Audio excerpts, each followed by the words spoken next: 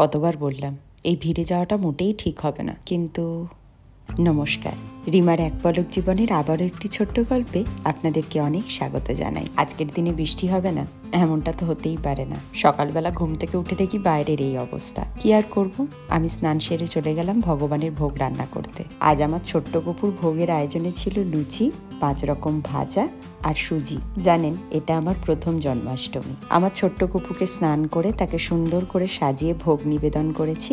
এখন আমি তার জন্য আরতি করে নিচ্ছি।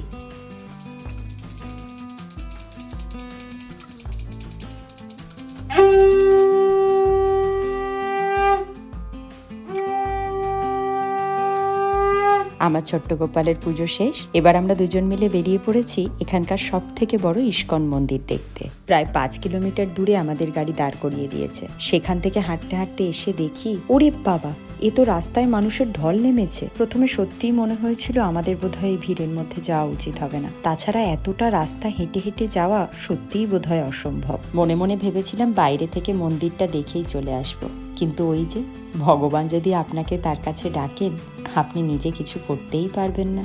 গুটি গুটি পায়ে শেষমেশ সেই পৌঁছেই গেলাম ভগবানের দরবারে। উফ, কি সুন্দর যে সাজিয়েছে মন্দিরটাকে, তা ভাষায় প্রকাশ করার নয়। বাইরে থেকেই যদি এতটা সুন্দর লাগে, তাহলে ভাবতে পারছেন ভেতরটি কেমন। এত হাজার হাজার মানুষ এগিয়ে চলেছে সেই সৌন্দর্যকে দেখতে বলে। ওই যে দূরে দাঁড়িয়ে রয়েছে আমাদের সবার প্রিয় রাধা কৃষ্ণ। যে পরিমাণ এখানে মানুষের ভিড়, তাতে এখানে দাঁড়াতে দেওয়া সম্ভব নয়, তাই ভিডিও করাটাও অসম্ভব। তারপরেও যেটুকু পেরেছি আপনাদের জন্য নিয়ে এসেছি। ভিডিওটি তবে এখানেই শেষ করলাম। কেমন লাগলো অবশ্যই জানাবেন। সবাই খুব ভালো থাকবেন। রাধে রাধে।